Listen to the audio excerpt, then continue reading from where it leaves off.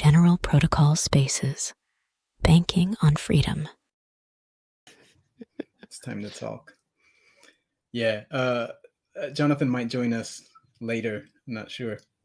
But we'll go ahead and get started. Hopefully this time might be useful for some people who can't come to the other time, which is friendly to Asia and very unfriendly to the Americas. So let's go ahead and do it. We have a long list of stuff to talk about, actually. For each thing that we talk about this time, I'll try to throw a quick link onto the Twitter thread so that that keeps up with the discussion. And somebody was asking if we can do a podcast, but we don't have the setup for that. So we're just recording these and talking about whatever's interesting at the moment this week. And, maybe later we'll set up something more formal with podcasts and so forth, but not for now.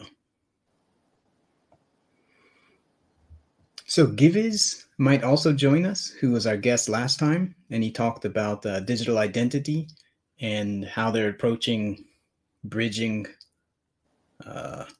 custodial world of identities and non-custodial identities on cash tokens. So he was talking about that, but there was a bunch of open-ended questions. So maybe we'll get to close in on their update and hear what their latest thinking is on that. So yeah, let's get started. If the first thing I wanted to share was, I'll put this link up on Twitter. Where is it?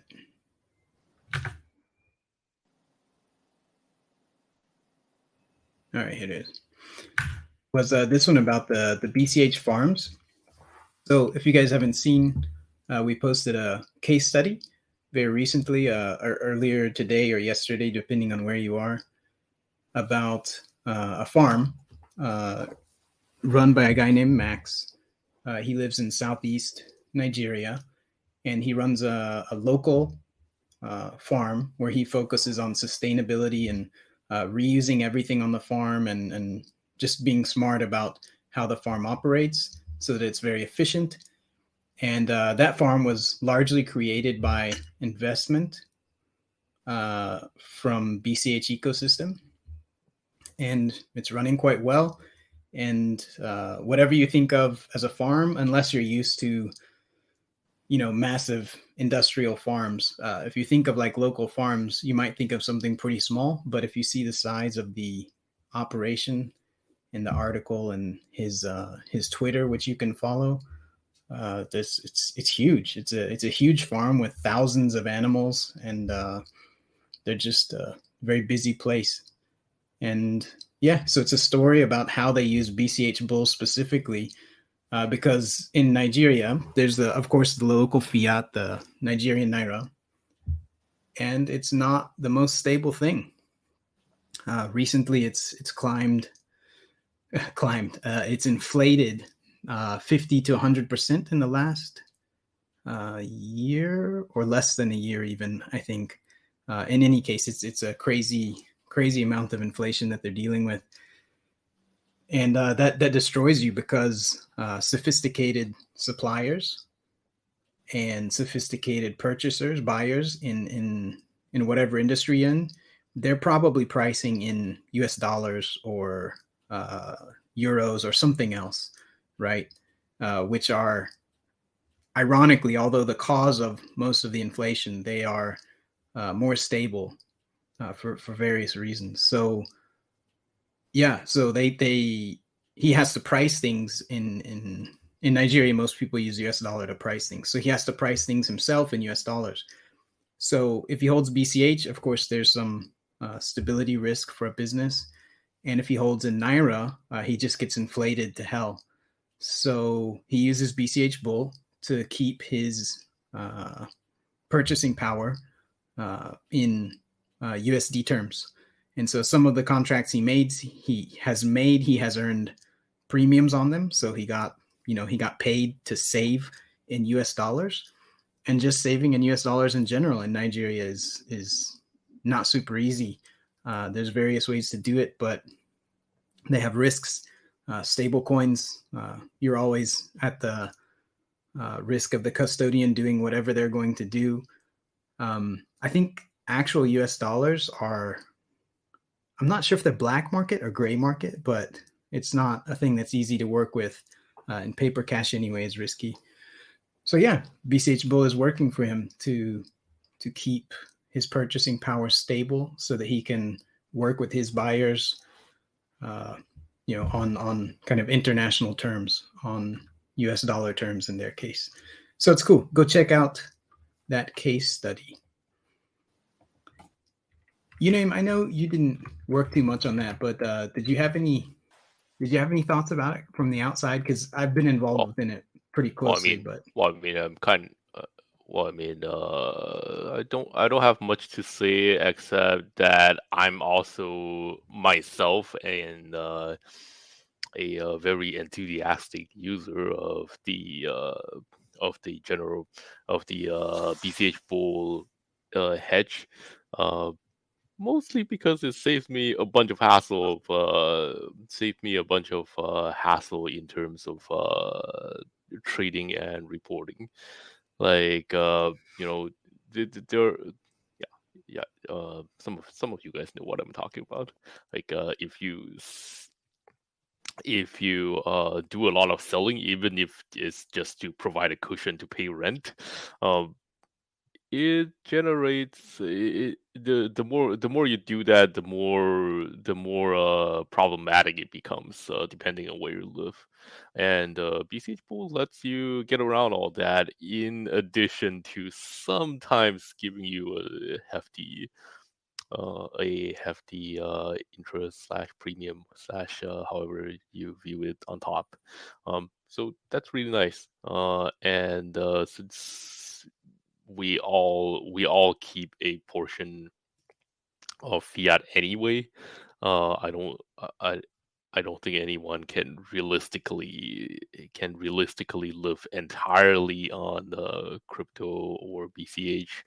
Um, even if they own their own place, I think, yeah, it's worth checking out for everyone. yeah, I think we came quite close. If you're living in Townsville, Australia, you can actually come very close to that, to fully living Yeah, on yeah. BCH directly, right? Like not going through some kind of credit card setup, which is really fundamentally part of legacy finance system. But yeah, at some point, All right, don't. you touch fiat for things. Yeah, All right, I think. All right, I think. That's specific to Australians, right? Like they have that service where you can use crypto to pay bills and rent. Importantly, is what that is that living called? room of Satoshi? Is that the Oh yeah, one? yeah, I don't yeah. That remember. might be it. I don't know if rent is part of the deal, but that's pretty handy. Yeah. Yeah, yeah. They've got quite a ways in Townsville where they can use the available services, and they have all the local merchants that they can use directly. It's pretty crazy. So yeah, same. The hedge is very useful. Um, uh, when you want to be working on a permissionless system, you want to have control of your money, you want to have your keys and your coins, but you still want to have stability. It's a good solution. Like for me personally, I think a lot of people say, why not USDT? I am just completely allergic to USDT. The first time I saw it many years ago, I saw it on the exchange and they were like, "Oh, do you want to sell for USDT?" And I was like, "That sounds like USD, but it has a T on the end. What the hell is this?" And then I looked into it and I was like, "No, no, no, Yeah. no." I don't. Remember FTX. Yeah, Yeah, you right. know how everyone sort of was like it's totally safe for a few years. Yeah, Yeah, yeah. yeah, that one. Nothing could ever happen until it just completely collapses, right? So, yeah, I've just not touched it. Yeah, yeah. Just from the first moment I saw it, I was like, no, I don't need like a layer of fiat on top of fiat. Like fiat squared is not my bag. So anyway, yeah, it's great for stability, and then also for people who have money to speculate with, not their rent money, hopefully. Um, it also offers, you can long if you think the value of BCH is going to go up relative to USD or BTC or gold or silver or whatever. You can go on there and do that as well. Yeah. Hey, Jonathan, welcome. Hi. Hey. All right. Yeah. So another thing I wanted to just go on to, we're just going to go through a bunch of random stuff here, and I put it up on the Twitter thread. Is the latest GP sponsorships. This is something we don't talk about in public very much, but we publish this every time we do sponsorships, and I think this is something everybody should do. The thing that we posted there shows how our current sponsorships for this quarter is Electron Cash, which we use all the time for all kinds of payments and just general accounting and managing of funds. Because General Protocols is a BCH based company, so almost everything we do is in BCH. LibAuth, which is, it underlies almost everything at this point. Anything you're doing on the web or any kind of JavaScript based stuff, either on server or on websites, is almost certainly underpinned by the LibAuth library somewhere in it. It's very important for us. And also we support it because of the ongoing work that Jason is doing, right? He's doing a ton of work on the whole native wallets thing, which we have talked about extensively in the past. So a lot of support there for that. Bitcoin Cash node, which we also use. So that's the node that we run to interface with the network. And on top of that, Fulcrum, made by Callan Kulianu, and that's amazing. The indexer that goes on top of Bitcoin Cash node. I think that's also very widely used. I think it's also used in BTC, Uname, or Jonathan, do you know about that? I'm sure some are using it, right? It is the best performing indexer, Electrum indexer on BTC, which is pretty amazing. I think in certain metrics it even beats out the Blockstream indexer, which takes like 10 times as much space, among other things. Yeah, so yeah, and probably costs like millions of dollars to make. Who knows? Yeah. Yeah, it's fantastic. It works well. It's rock solid. Callan also responds when we discuss things. He doesn't always agree to a change that we want, or maybe we have a different idea, but he's very responsive, and Fulcrum has been fantastic. CashScript is on our list. We use that. That's our compiler that we use for contracts, and it's only gotten better and better over time. It's we used it when it first came out, and it's just gotten even better over time. LibAuth is used in CashScript also. And then some specific ones. There's Bitcoin Cash Autist. So he's a guy who is just an absolute machine. He works on all kinds of things in Bitcoin Cash. He doesn't. He's one of those guys that's like build first, ask later, and he's just done so many things. And specifically, right, he does a lot of work on chips, which is super appreciated. If you look through Bitcoin Cash research, you'll see his fingerprints or ownership of all kinds of things in chips. He's just an absolute machine with moving things forward, both on a technical level and on a communication level. He's great. And additionally to that, he made a DeFi Llama adapter. So he made one. They're like, he said, add any hedge to DeFi Llama, and they're like, we need an adapter. He's like, what's that? And they said, these are the specs, and he made one and gave it to them. So now any hedge and BCH are on DeFi Llama, and I think we're in like the top 20 DeFi derivatives of all chains, Not quite. just with one app that we're doing. Yeah. What was that? If they had counted right, we would have been in top 20 at one point, but currently we're more like 30. Oh, okay. All right. So we have been in the top 20. All right.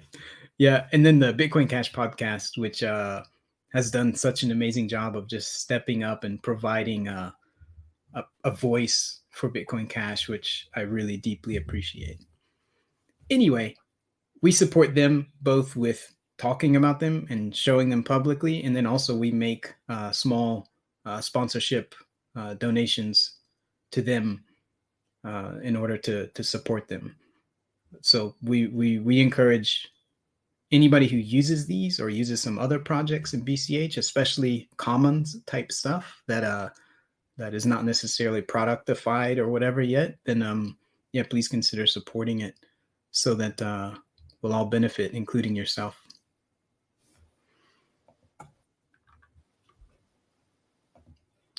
What was the next thing? Oh, right. Yeah, the oracles for BCH Guru.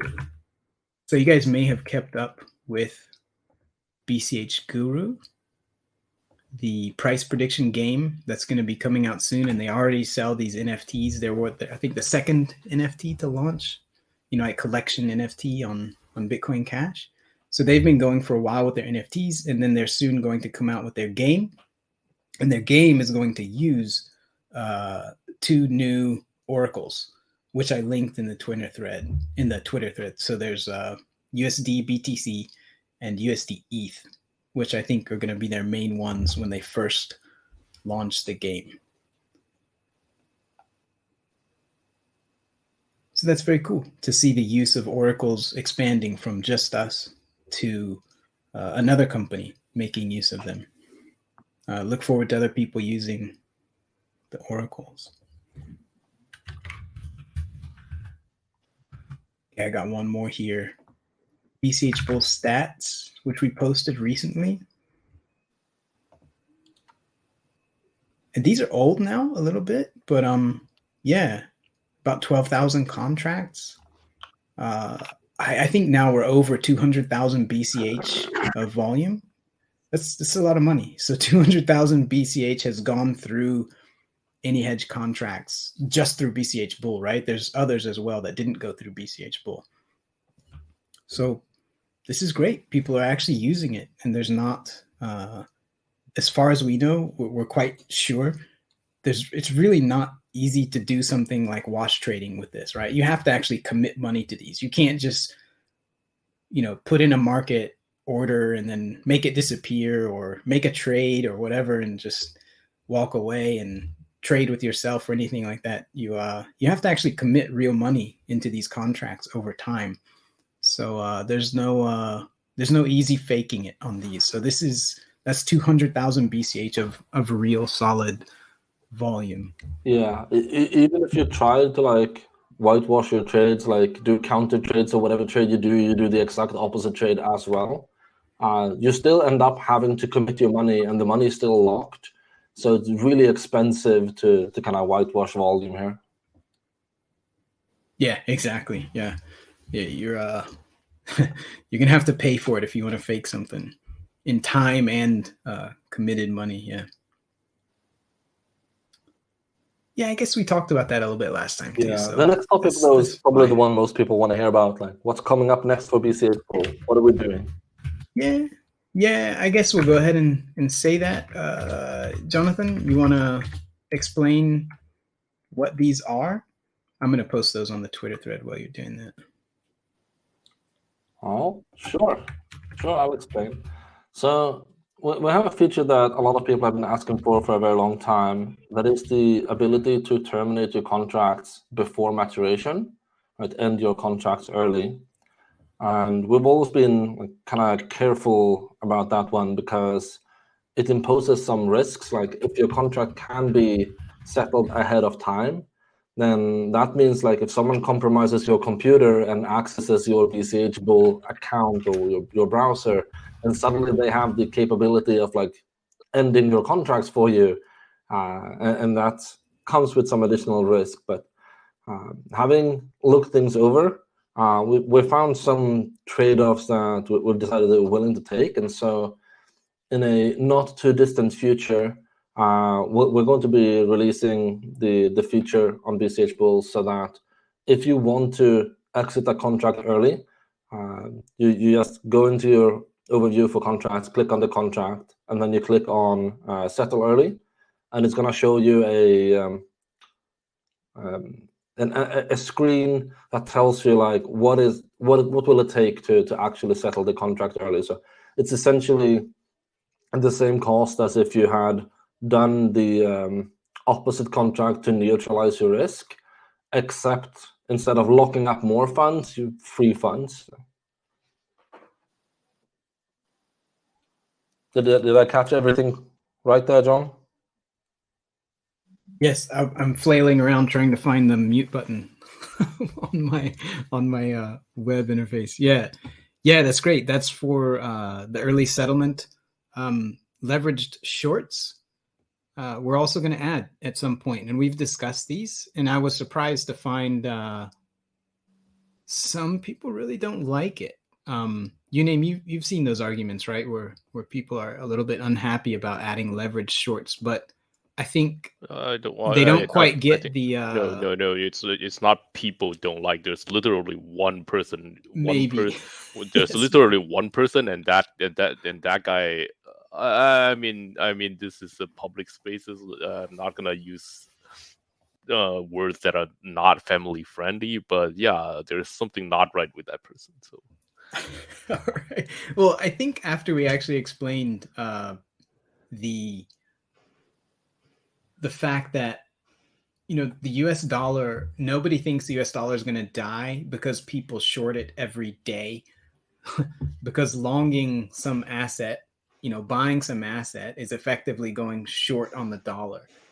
But that doesn't mean nobody thinks of that as attacking the dollar or something like that, right? So the whole point of BCH Bull and the kind of surprise, ironic meaning of the name BCH Bull is that it doesn't matter if you think the BCH price is going to go up or if you think the BCH price is going to go down. As long as you're using BCH, that's bullish, because that's the whole point of a permissionless money system, is to be used in commerce, whether that's speculation or other parts of commerce like savings or just in business and flip starters and so forth. So yeah, it's bullish for BCH when people are using it. And shorting is one of the things they do, and people have various reasons for it. You usually explain the reasons for the leverage shorts quite well. Do you want to? There's some people might have already caught this, but whenever you hedge, you kind of are shorting or are doing short already. It's just that hedging is a very specific kind of shorting where you peg the value perfectly to the other asset, aka what we call internally as 1x short. So leverage shorting is basically that, except you allow for different kinds of leverages. You can put up less money, and that's literally all there is to it. So it would enable a bunch of new use cases, and specifically, well, I mean, we still have to work that out in the UI, but you can actually create an equivalent of a hedge, except with less coins. So what then happens is that, well, today, if you want to hedge $200, if you want to hedge $200, you will have to put up $200 of worth of BCH and lock it there, like a CD account, in order to do it, right? So with leverage shorts, you can put up $100 worth of BCH instead to quote unquote lock $200 in BCH worth of exposure, and then, well, the other $100 becomes liquid. So that will become a thing, and I'm pretty excited for it. Yes. So to put it in a little bit other economic terms, if you're willing to accept some risk, it means you can save and get interest, equivalent of interest here, which is really just premiums. But you can save and get interest while still keeping some of that amount free. But of course, to do that, you have to take risk, and that's not what everyone will want to do. And if that's not what you want to do, you just put the full amount in, and you're done. You're safe, just like it is now. There's no risk that you're not going to get paid out that amount. Yeah. In that case, it's basically the meme, right? People are like, "Oh, do you want to save or do you want to spend? Why not both?" And then why not both? And then there's an asterisk on top. Terms and conditions apply. Right. And then besides the saving use case, there's literally people who just want to leverage short BCH. Yes. So yeah, come use BCH to do it. Yeah, Go for it. I really hope that has some interesting cascade effects. Like the first few people, they go short and they're lucky, so they win a lot. And then they tell their friends like, hey, you can earn a lot by going short because BCH is at a bad coin. And like a couple bunch comes in and they go short. And then they tell their friends and they buy some BCH in order to go short, which raises the price. And they tell their friends to buy some BCH in order to go short. And it just ends up being liquidating each other instead. That'll be fun. I definitely would not mind that happening. Yeah, right. Or just whatever. People may want to do it, and that's just the way things go, and that's fine. That's what BCH is for. It's there to be used as money. Yep. So and also it's important, right, to achieve some kind of balance for the protocol itself. It's important to have both sides because the whole original idea of any hedge is that once we and others have built up a large enough pool of liquidity of all kinds of these contracts, then once there's enough liquidity, that means you can build another layer on top. And I don't mean like an L2, nothing silly like that. I mean, you can build like another application layer on top where now you have a very simple interface. Like, you click a button and it's like save $1,000. That's it. You don't need any other information because there's so much liquidity underneath it that there's just a reliable pool you can grab contracts out of. And you can then create a very simple kind of banking saving interface, except it's just you and the network, and there's no actual bank there, but you get the same service out of the network. So yeah, it's important to have these leverage shorts and the full ability to do both speculation and savings. Yeah, so we're looking forward to that. That's going to take some time. We're working on it, but that'll come out. Did you guys look at the cash script upgrade flip starter? So I was going to say something about that, but I don't know if you guys have already looked at it.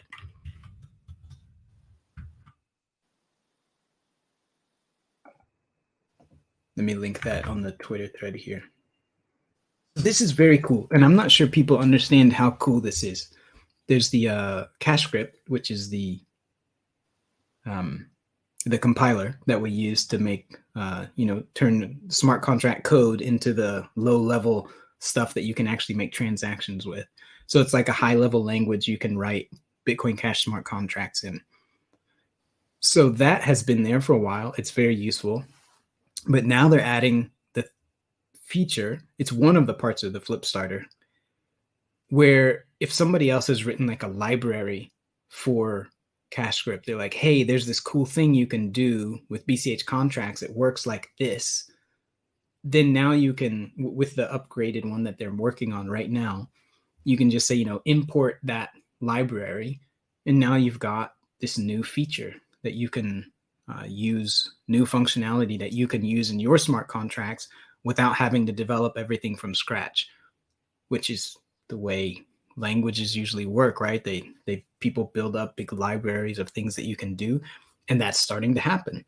So, for example, one of the libraries that they made already effectively is one that does some extra complicated math. And anytime you're doing math with smart contracts, you have to be very, very, very careful to do it right. And you don't want to do it yourself unless you really know what you're doing. So these kind of libraries are very nice. You import it, you make a little simple use of the library in your thing, and it handles all the details without you having to know exactly how it all works. You just get the inputs and the outputs that you need. So it's very cool, the upgrade that's coming with Cache Grip.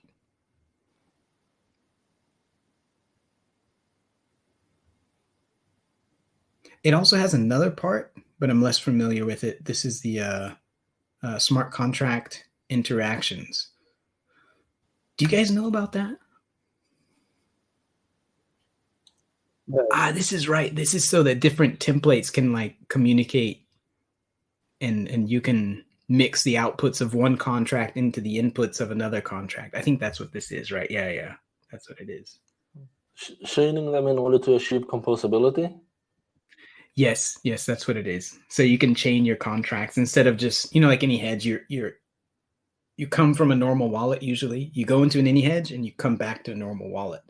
But with smart contracts, there's no need for that to be the only way, right? You go into a contract and then that pays out to a new way of doing things, or it gets added to, like a flip starter pays out to an any hedge contract, which then pays out to a savings account or whatever. There's all kinds of ways to compose smart contracts, and this makes it easier to do that. That's right. That's what it was. Very cool. I think that's everything for the non-chip stuff. I was hoping to talk a little bit more about chips. Are you guys going to kill me if we talk a little bit more about chips this time? I won't, but we have a bunch of listeners. Like, if any one of them, has something they think we should be talking about, then, or just have questions, we could do a round of that first. Yeah. Please raise your hand anytime if somebody wants to come on and talk, and that'll be fun to have a chat. So in the meantime, to motivate you, I'm going to talk about some stuff. And then when you get bored, you can raise your hand. So I put a link in the Twitter thread about the chip process. And we've talked about chip process maybe extensively. But every time, one of the really common threads was people who were listening are just like, I heard with the words that came out of your mouth, but I still don't really get it. Like why the chip process is important and how it works. So we took a little bit of time, and the thing that I put in the thread is it's a little video that we made, and there's an article that goes with it, and it's a very condensed summary of what the chip process is and why it's so important. And when you look today at places like I'll probably get in trouble for this, but you look at Ethereum, you look at BTC, and sometimes you might think, what are they doing? Like, what's going on over there? How are they making decisions? And some things you'll agree with, and some things you'll think are just completely insane. So the chip process is that it's that how does a decentralized ecosystem actually come to hard decisions? Because some things anybody can do whatever they want, but some things, like the rules of consensus for your chain, are not like that. You have to come to some kind of decision. And how do you do that without coercing people, without having like a parliament that votes and 50% of people come out disenfranchised effectively? Or how do you do that without a dictator who just, listens or doesn't listen and then makes a decision at the end? This is really hard problem, human problem. Yeah. And the chip process is a human process that tries to solve that. One step further, like not only a matter of getting to a decision, but how do you get to say no to things that don't add sufficient value? Like, how do you keep yourself free from technical debt? Because a lot of things that get implemented, if you don't have a rigid process that involves a lot of stakeholders and determine what's the value actually is, ends up being like, I think this is valuable and I can do it, therefore I do it. And then it ends up being not used as much as you think, and it starts being something you need to maintain, and it has costs. Yeah, absolutely. So as a little bit of a historical, counterfactual history, I think a reasonable contention is that if we had magically come up with the chip process and people strongly committed to it like they are these days in BCH several years ago, it would have been possible to avoid possibly all of the splits that have happened. That would be the BTC BCH split, the BCH BSV split, the BCH ABC split. I think it's reasonable to say that all of those could have been avoided in a constructive way, not like in a destructive, just nothing happens way, like in a very positive way, the way that Bitcoin was going originally before 2015, 14. I think it's possible that it could have just kept going on a good trajectory if we had known that. But that's, we got to the chip process because we went through all that pain. Yeah, I'm not sure Yeah. that perfectly avoided all the threats. I mean, not all of them are technical in nature, but just by having that very, very long time frame, being able to see things from so far ahead as the ship process gives us, we would have been able to sort out and make sure that there's less speculation and less volatility when the change actually happens, or the splits is very clearly socially known ahead of time. Yes, and it really is, I think, a social process. It's not only for technical things, right? I mean, the consensus decisions are technical in the end, but the motivations behind them are highly non-technical. In some cases. Yeah, I want to really emphasize that point. A lot of people would say that, oh, it's not this process is on chain is obviously better, or you derive some sort of clever cryptography to improve the voting process and so on and so forth. But reaching consensus is primarily a social process. Like, if everyone literally has one brain, and then you don't need any sort of process. You could just decide how it goes, and in the end, it will be like Satoshi said earlier, like, oh, we just decide, we just decide on a block where we switch a number or some other things, and then we start following the new rule from that block on. It's that easy. Yeah, it's that easy if everyone agrees, aka everyone thinks the exact same way, aka everyone has literally one brain. In reality, we don't all have one brain, and all the harmful stuff comes from all the harmful stuff, and all the good stuff in the world comes from this one fact. So the primary goal is therefore not, we could employ some cryptography, and in some future iterations we might even do that to achieve very specific goals. But the primary goal of all this consensus building processes, just like other kinds of consensus building processes in human history, is to get as many people get as many people in the loop and agree to some common denominator as possible, and importantly, reduce the harmful effect of not doing so. Yeah. Do you want to talk about the idea of voting and why this is very explicitly not voting? Because I've still seen people who get confused about that a little bit. You want to talk about it, or you want me to explain it?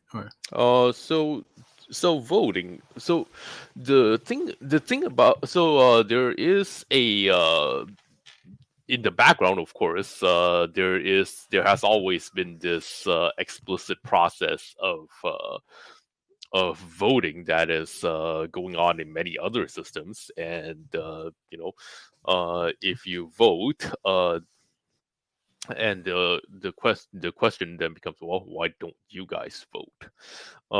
So there are good things to be said about voting, because voting as a process goes has a incredibly definitive outcome. You get a bunch of voters to vote, And as long as you can be reasonably sure that the process is transparent, then it has a very clear and very definitive outcome, right? You have 100 people, let's say you manage to keep the number odd, so you have 101 people vote, and as long as everyone participates, then you have a very, very definitive outcome. Your thing passes or your thing doesn't pass. Sometimes you need additional processes for a third outcome where there's a draw, but that's just 3 outcomes, and and at the end of the day, you get a very clear outcome on which one happened and which one did not, and you act accordingly. So that is the advantage of voting. The disadvantage of voting, though, is also well, it's clear to me. I'm not sure if it's clear to other people. So the first disadvantage of voting in general is that it is a decision process without an information process.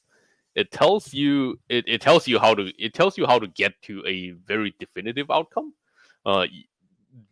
whether that is good or bad, but it does not tell you how to get to the aforementioned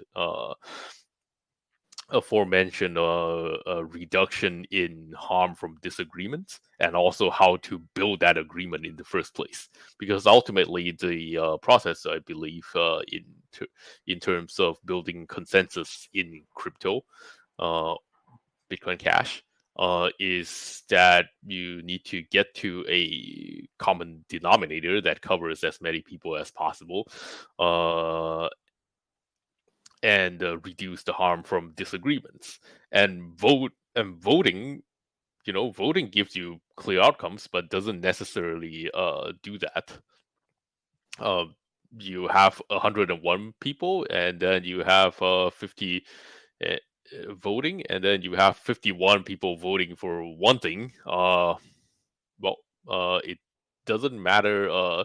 It doesn't matter how strong their conviction is or how well that is gonna help anybody. Well, they get their way. The other 50 people don't get their way, and they're dragged along. And because no information process exists, it is not necessarily the ideal outcome. And I mean, a very clear example of that in real life, I would say, and this is true, no matter where you stand politically, would be Brexit.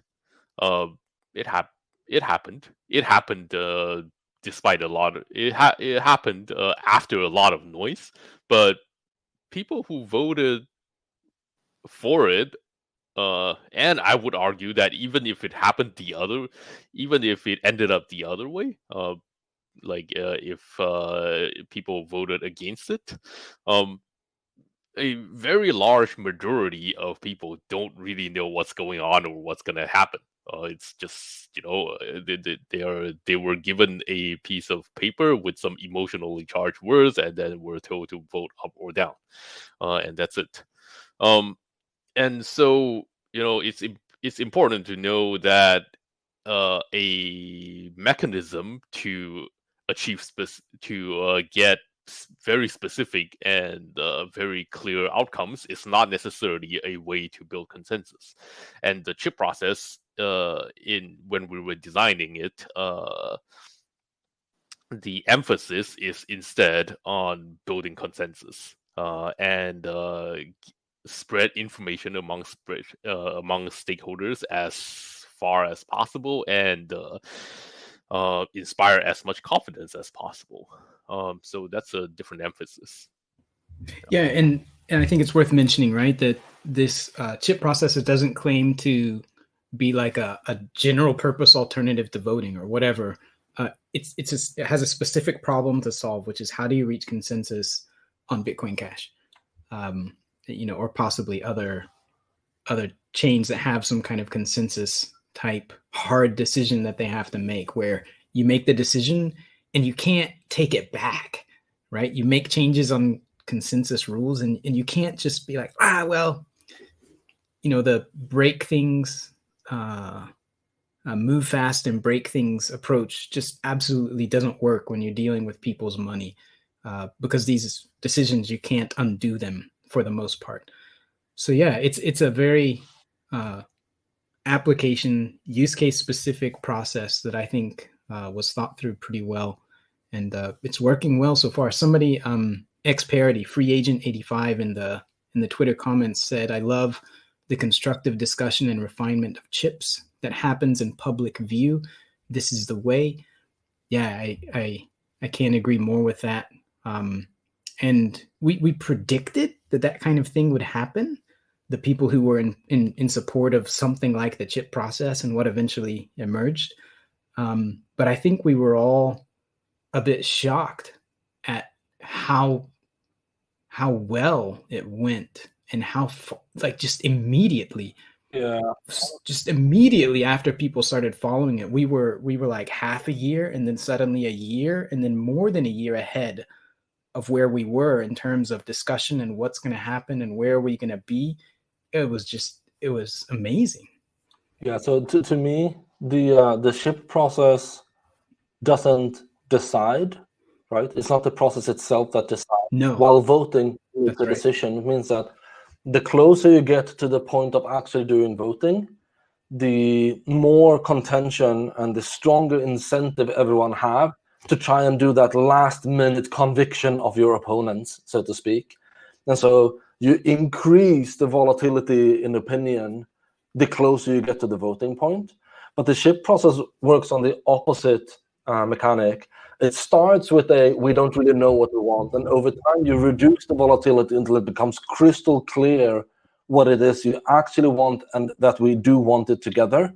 And only when everyone is at that point and know that, okay, this can't really go any other way, it's going to happen, do we have a decision. So I think that's pretty beautiful. And to add on again to that, the decision is not by the process, the decision is by all the participants and stakeholders. So when the process reaches that point that Jonathan is talking about, that is reached by an iterative process where, everybody starts in the room like, nope, I don't know what the hell you're talking about. No. Right. And then you read the proposal and it's like, maybe, I don't know. What do you guys think about it? Right. It's a everybody looking around the room and kind of escalating their support. Starting from no, everybody starts from no, absolutely not. And actually, this aspect of it is why I think it's possible that something like the chip process could have avoided all or some of the splits that we had to face, because in each of those, there was some element of a very loud voice or powerful voice dominating others without great logic and without many other people agreeing with him. There's something even more harmful in many of those than loud voices dominating the scene.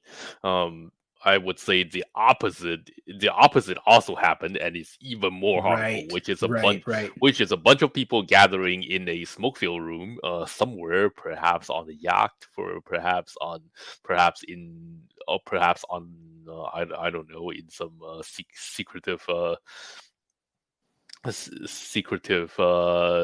meeting room somewhere, and then they just decide on a thing, and then they just shove it on people and say, this is what we do, and you just eat this. You just eat this, and then that works for a while, as many authoritarian regimes do in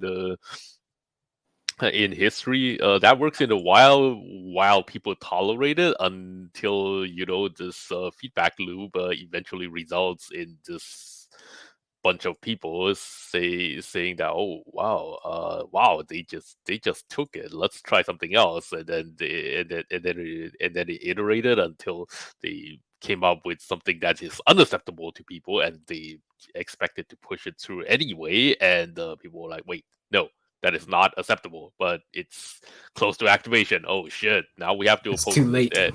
Yeah. And then this cabal of people were used to getting their way, and great harm then resulted from this misalignment in expectations. And this is one thing we want to avoid. It's crypto and it's permissionless. We like in terms of splits, we obviously cannot stop anyone from splitting anytime they wish anywhere. But harm can be reduced. And right. And going forward, yeah. if somebody has a concept to split, it's going to be very painfully obvious how little support they have for it, because that's kind of the nature of the chip process, right? If you just desperately want to make some change, but no other stakeholders support it, or there's very divided support for it, that's not good enough. And nobody else is going to implement it. So it just becomes very obvious that you're just out on your own. And that's how social pressure works also, right? This is a human process. You kind of realize, okay, maybe I'm wrong here.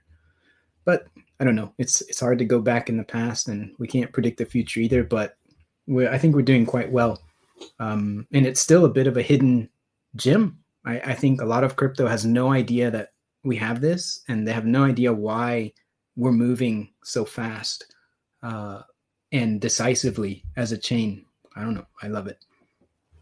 All right, let's move on. There's a video, as I mentioned at the beginning, in the Twitter thread that gives a very short summary. It's like a 2-minute summary of the chip process.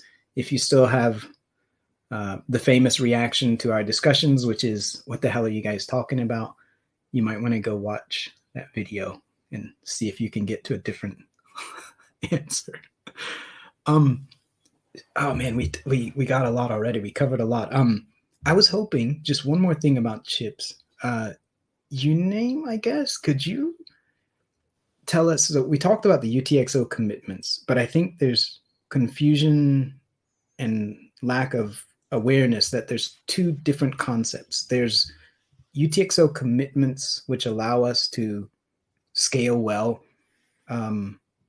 with certain, anyway, for certain reasons, they allow us to scale well.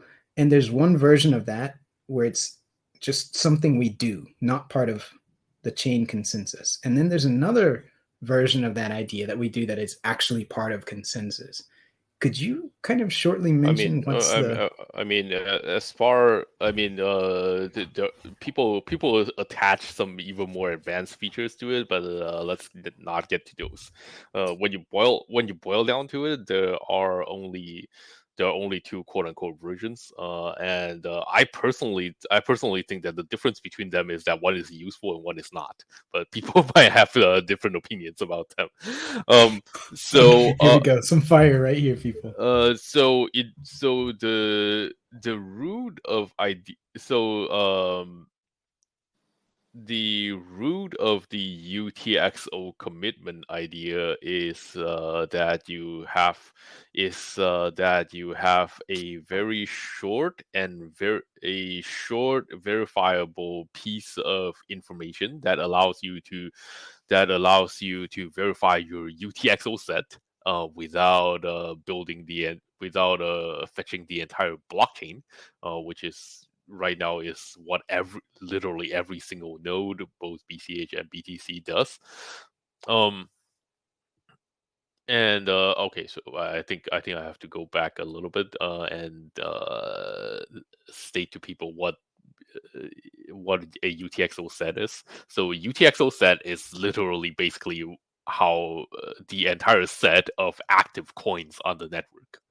Like if you look at the UTXO set, that tells you, okay, who has which key, which key a key represents a holder. So basically, who has which coin and how much. That is it. That's the UTXO set. The UTXO set tells you that information, and to be a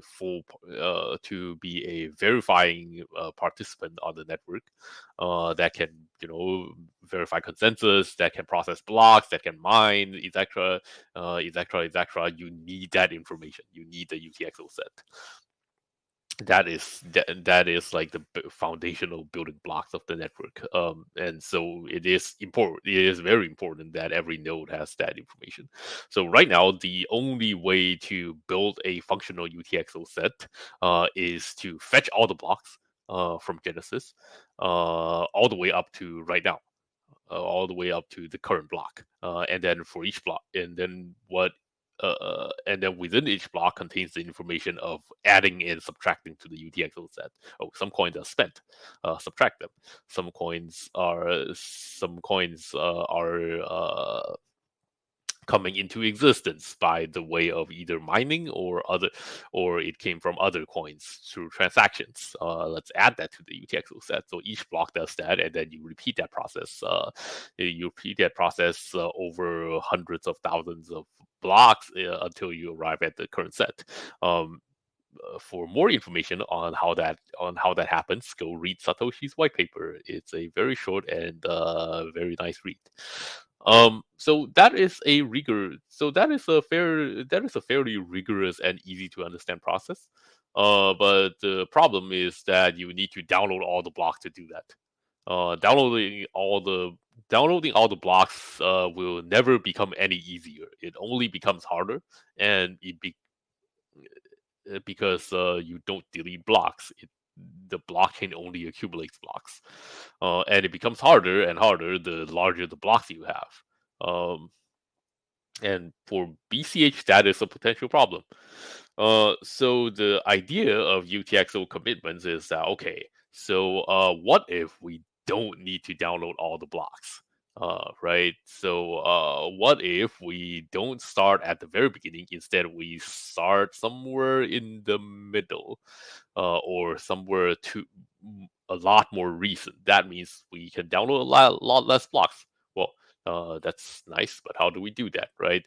So the idea is that, in a time that is much more recent, like say last month, we arbitrarily set a time, and then we say, okay, there's a piece of information that allows us to verify the UTXO set at that point. So I can fetch the UTXO set from someone. That is a lot easier to verify. We verified it against that point in time, and then then I only need the blocks between that time and right now, in order to catch up on the tip. That is really nice, and I would spare you guys on the details of cryptography. But that piece of information, verifiable information, is also pretty easy to construct.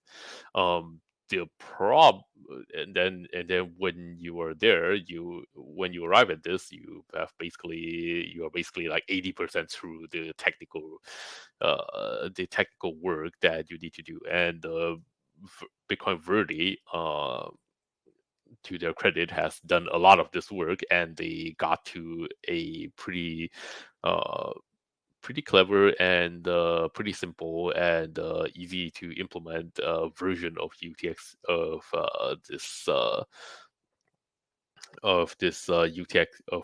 commitment, as a yet incomplete candidate for use in BCH.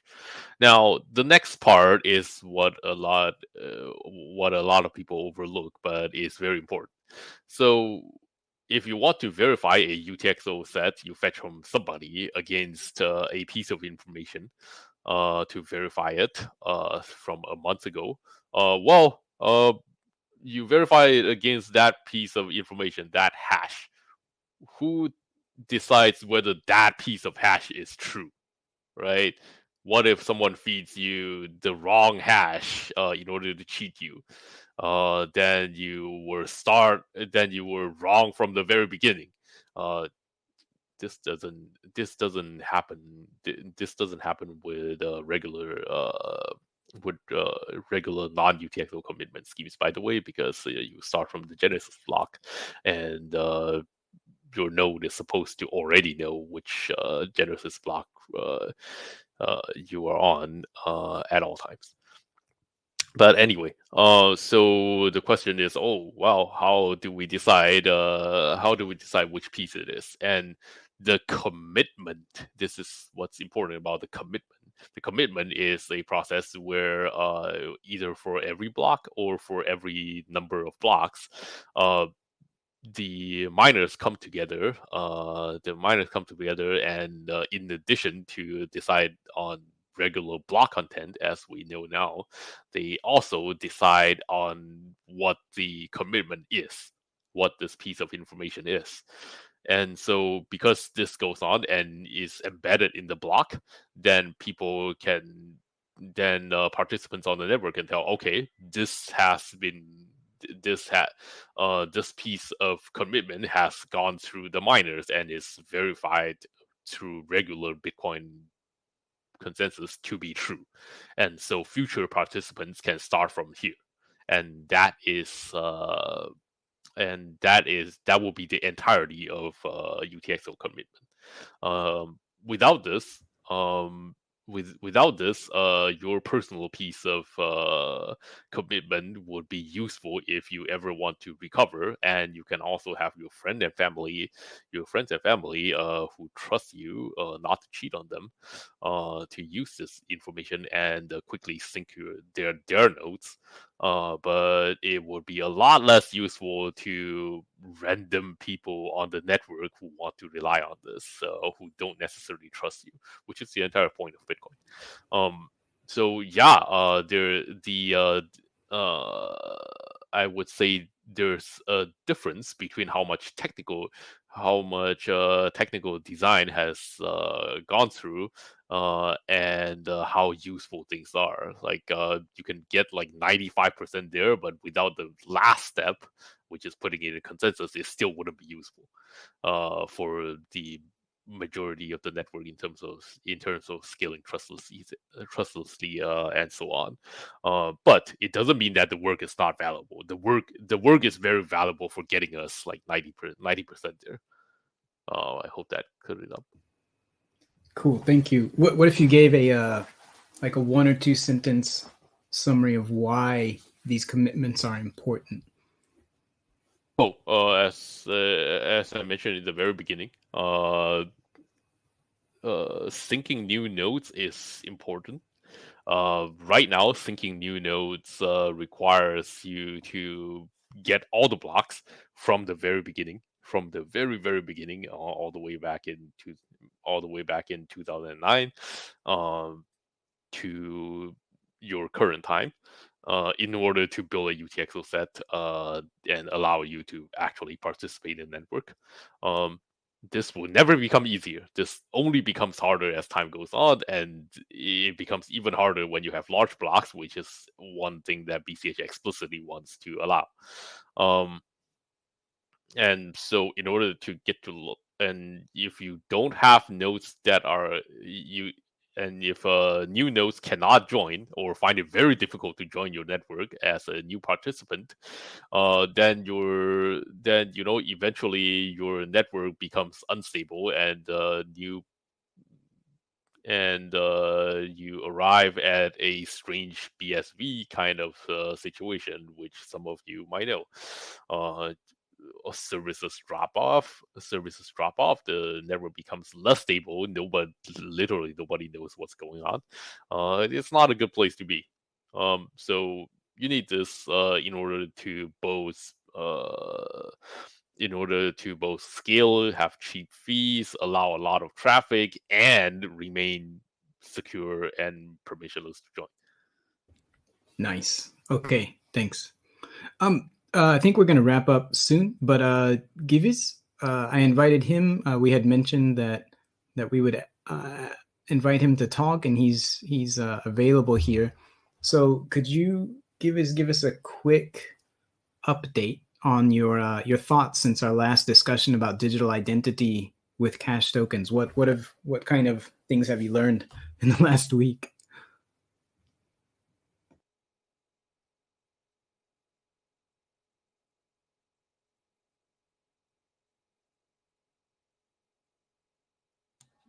Give us a second. If you're talking, your mic might not be working.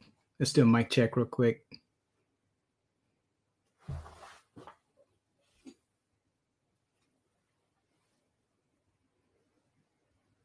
How do I turn back on the music? oh, I see. He's he went back to listener. What happened? I love Twitter Spaces. Gibbies, can you request to be a speaker again?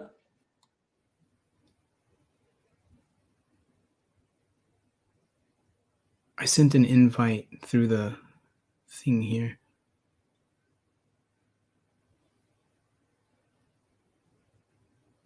It seems like he sent me a message that it's not working. So maybe next time we'll have more time to talk about digital identity.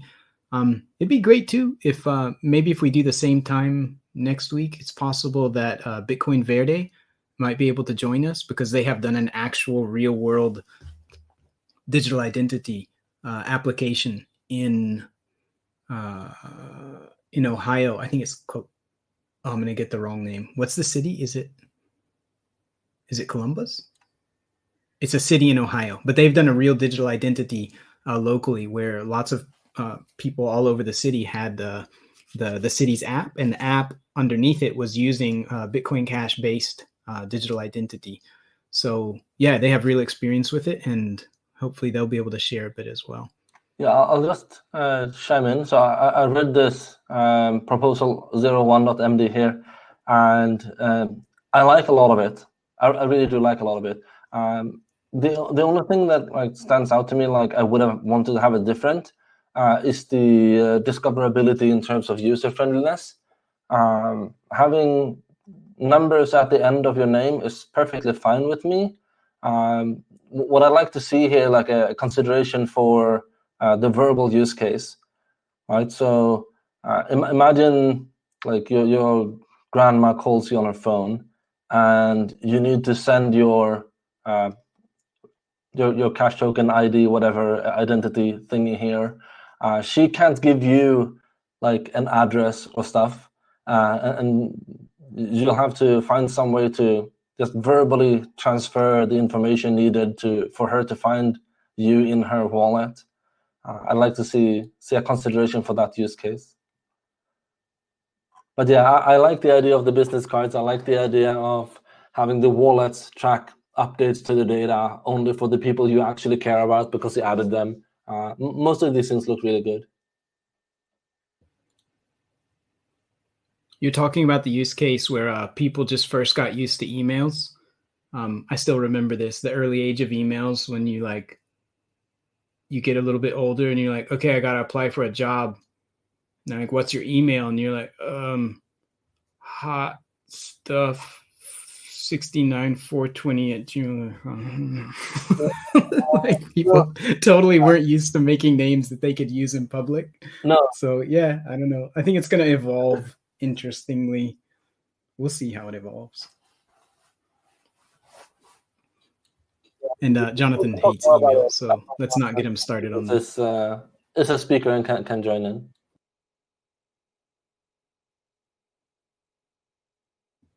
Okay. Yeah. Well, let's wrap up for this time. It's been an hour and 10, so we'll wrap up this time. Thanks everybody for joining us. We hope you learned something. We hope it was useful. Next time, feel free to raise your hand and join us on stage and have a chat or ask questions or teach us about something, whatever it is. And we'll talk with you next time. Take care, everyone.